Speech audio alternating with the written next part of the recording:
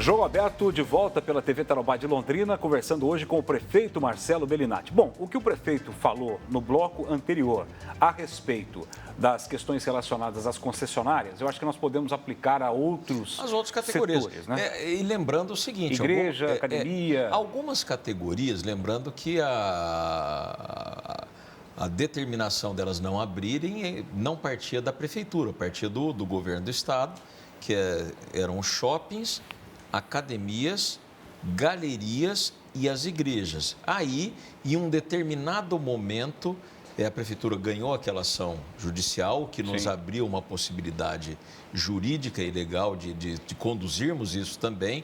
O próprio governo flexibilizou esses decretos, dizendo que ao invés de determinar a suspensão, sugeria avaliar a suspensão, que muda completamente, né? Sim.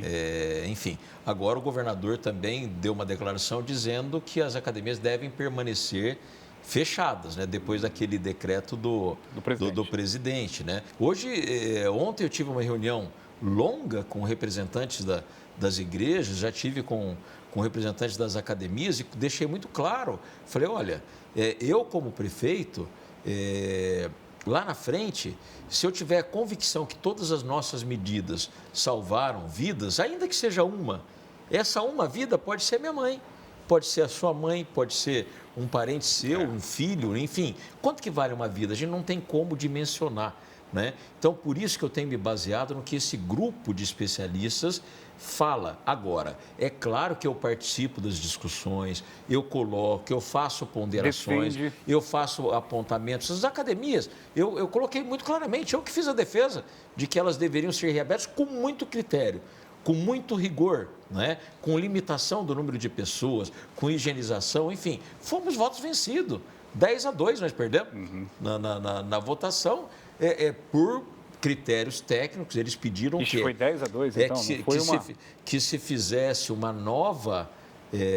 um novo plano de contingência, um novo plano de retorno, que desse a segurança para eles, profissionais da saúde, que daria para a academia voltar com a proteção tanto para os profissionais que ali trabalham, quanto as pessoas que frequentam, e aí vai ser reavaliado. Agora, é uma decisão técnica, Fernando. É uma decisão técnica e o que for decidido ali, eu vou... enquanto prefeito, acatar. Eu digo e vou dizer aqui para toda a cidade de Londrina, falei isso para os representantes do Sincoval, da ACIL, da indústria, da construção, enfim, de todos. Na minha avaliação, eu creio que nós vamos ter que proceder a um novo fechamento. É uma opinião minha, pessoal, que lá para junho, não sei quando, mas a gente teria que fazer um novo fechamento, como nós fizemos cerca de 30 dias atrás. Alguns especialistas, e o próprio Felipe, que é secretário de Saúde, eles já acreditam que estava caminhando de uma forma controlada e que talvez não seja necessário. Mas o que vai dizer é o acompanhamento diário e semanal que a gente faz. Como aquilo que eu disse, às vezes, o que eu te falo agora, amanhã, pode ser uma coisa completamente diferente. Por isso que eu fiz aquela pergunta de São Paulo no começo do programa. Que nós estamos aqui, eu até cito esse exemplo muitas vezes, em muitas intervenções, nós estamos do lado do epicentro, nós estamos na divisa do epicentro. O Paraná tem 1.800 casos, São Paulo tem quantos, né? Só de morte, São Paulo tem muito mais do que isso. Agora, a China, que foi o epicentro mundial da crise, ela tem dois exemplos colados que tiveram cuidados ali, que evitaram que o vírus entrasse, que é o Vietnã, que tem 96 milhões de habitantes, não teve uma morte. Que coisa interessante. A Coreia do Sul não fez lockdown também, não fez aquele fechamento radical, como foi orientado pelo Imperial College. Aliás, se for seguir na risca o que o Imperial College falou, nós vamos ficar 18 meses fechados. É o que eles propõem, mas enfim. Mas eles têm vários estudos. Tem variantes. Aliás, o que fez esse estudo já nem está mais lá.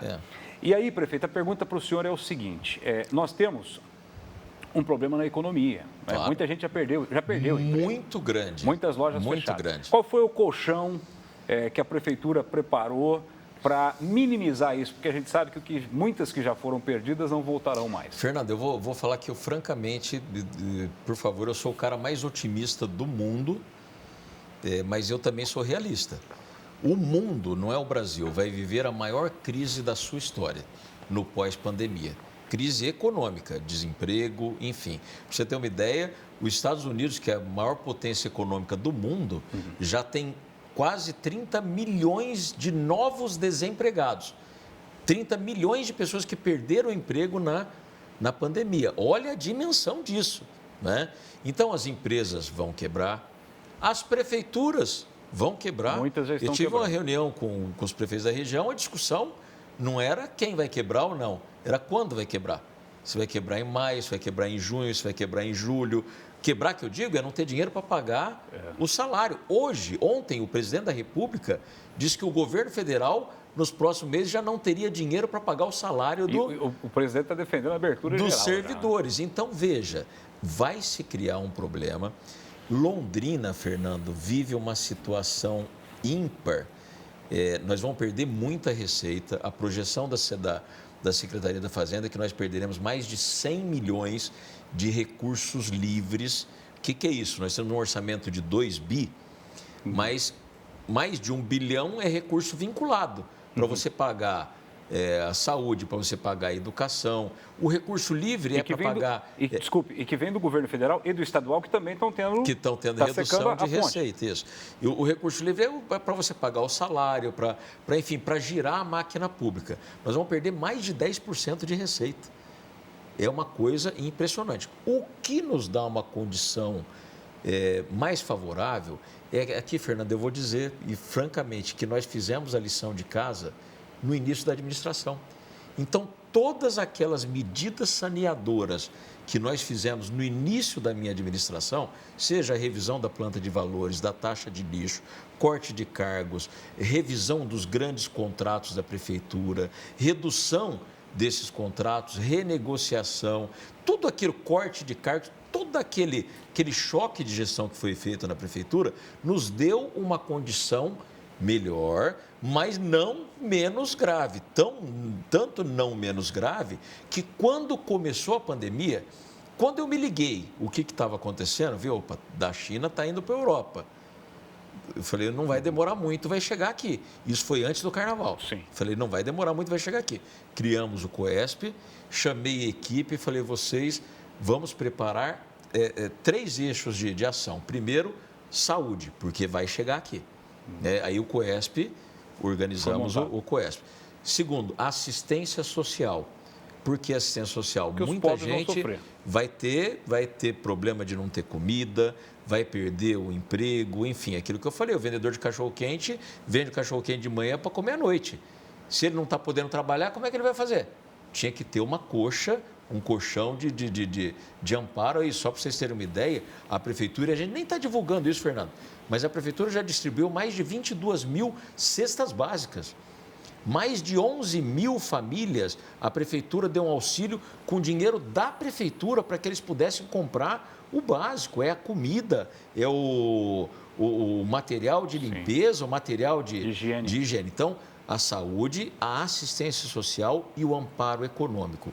O amparo econômico se reside no plano de contingenciamento de gastos que nós fizemos na prefeitura, para que a gente pudesse superar exatamente essa perda de receita de 100 milhões. Então, cortamos tudo. Cortamos hora extra, cortamos viagens, cortamos tudo que podia cortar para que a gente pudesse minimizar esse impacto dessas perdas. Em outra ponta, nós temos que apoiar também o empresariado pequeno e o médio empresariado.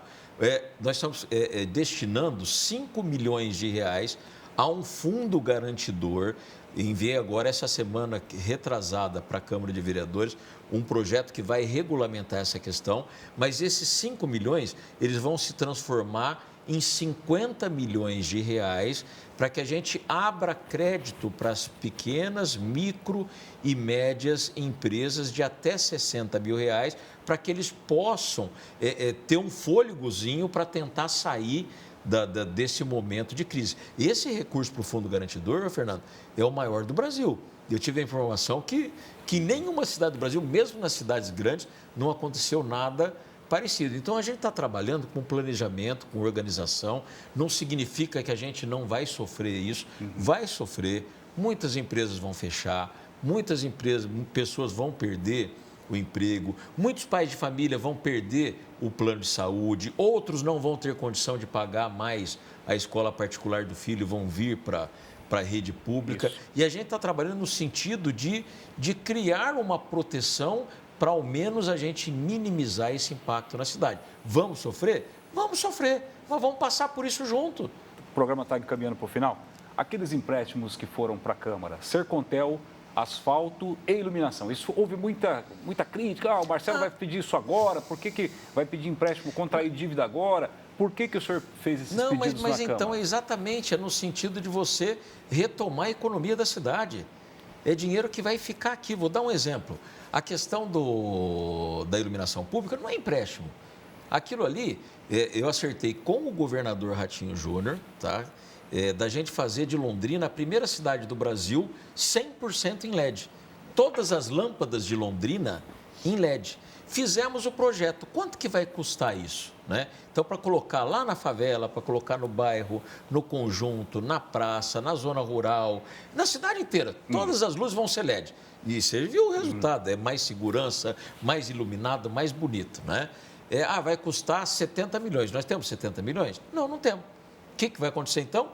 Estamos pedindo autorização para a Câmara, porque o governo, através da agência de fomento, vai nos repassar os recursos para a gente concluir o plano e deixar Londrina a primeira cidade do Brasil 100% em LED, e com o recurso da taxa de iluminação, que já existe, que você não pode gastar em nada, você vai amortizando esse você custo. Paga com esse recurso que é carimbado. Com a taxa de iluminação pública que é carimbado. Então, assim, é uma coisa muito boa e que vai injetar recurso na economia da cidade e vai deixar a cidade bonita. Então, assim, não é tá fazendo empréstimo, não. Aquilo ali é uma forma inteligente de você fazer com que chegue um serviço público de qualidade para a população. Porque se a gente for esperar o recurso da taxa de iluminação pública, vai aos pouquinhos.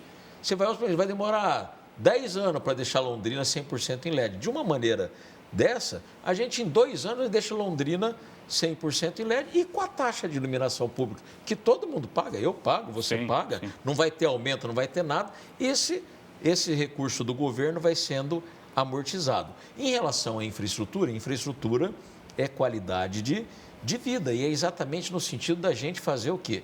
Com que a gente possa retomar a economia. Os grandes países, quando saíram da guerra, eu faço até um convite para as pessoas buscarem como é que a Alemanha, como é que esses países saíram da guerra? Planos, estimulando né? as obras públicas, estimulando que a coisa acontecesse. Então, por isso que nós estamos trabalhando muito, Fernando, vocês estão percebendo que Londrina não parou.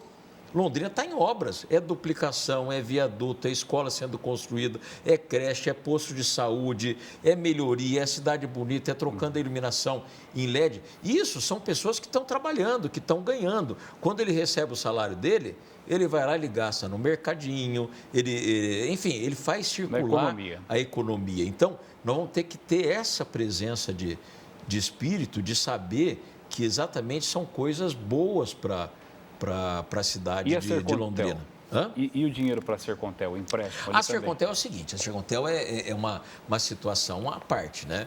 Nós vamos fazer agora o leilão da desestatização, a gente fez um valuation, que é uma avaliação da empresa, só lembrando para as pessoas, qual que é o problema da Sercontel? O problema da Sercontel é que até a gente entrar na administração, para trás, nós temos uma dívida de 600 milhões. Que ficaria de 600 milhões, segundo a avaliação da Copel naquele estudo que foi feito pela Ernest Young. Né? 600 milhões. Você imagina sobrar 600 milhões de reais de dívida para a Prefeitura de Londrina? Ainda mais num momento desse. Quebra tudo. Então, o que nós temos que fazer? Vamos fazer o processo de desestatização, mas e se não der certo a desestatização? Fica com o mico e com a dívida? O que nós vamos fazer? Esse recurso seria para a gente fazer o plano B. Qual que é o plano B? Aquele estudo que a UEL fez, de nós fazermos um PDV, com esses recursos pagarmos o PDV, e aí a empresa ela ficaria muito superavitária e seria possível a gente fazer... Hoje ela é inchada? Não é queixada, Fernando. É que é um novo modelo se você for analisar, é claro que ele teve muitos concursos públicos, enfim, tem um número maior de funcionários e o estudo da UEL ele mostrou que é possível a empresa operar, ela trabalhar com um número menor de funcionários. Só que como é serviço público, você não pode simplesmente desligar o funcionário. Não, você tem que fazer um plano de demissão voluntária, porque isso é a lei. Então, o que nos possibilitaria esse recurso? Olha, não deu certo o leilão. Não deu. O leilão é o ideal, Fernando. A empresa vai continuar aqui, vai crescer, vai ser num modelo privado, talvez até a prefeitura com uma participação menor, ela vai ampliar, enfim, eu não tenho dúvida que vai virar um foguete a Sercontel. Não deu certo, a gente tem que ter o plano B. Nós não podemos ficar esperando, não deu certo, então acaba. E essa dívida de 600 milhões vai vir para nós? Não podemos deixar isso acontecer. Então, esses recursos são para nos dar a proteção e a segurança que em o leilão não dando certo, nós vamos ter condições de executar o planejamento do plano B, que é fazer um PDV, enxugar mais a empresa dentro da lei, trazer ela para uma condição superavitária e aí fazer o saneamento adequado para, quem sabe, daí alguns anos à frente, você fazer a desestatização. Então, é para proteger a cidade de Londrina. A gente tem que ter esse plano B. Se não tiver, se der certo o leilão, ótimo. Não deu certo o leilão... Tem que ter alguma coisa... Nós temos que ter um plano B. Ok. Prefeito Marcelo Bellinati, muito obrigado pela sua presença aqui no programa Jogo Aberto. E vamos em frente, né? Até uma próxima entrevista aí, prefeito. E eu que agradeço, Fernando, agradeço a todas as pessoas. E dizer para as pessoas, vai passar isso. Na semana que vem nós voltamos com outro convidado aqui no programa. Muito obrigado pela grande audiência que você nos deu e até a próxima semana, se Deus quiser. Tchau, tchau.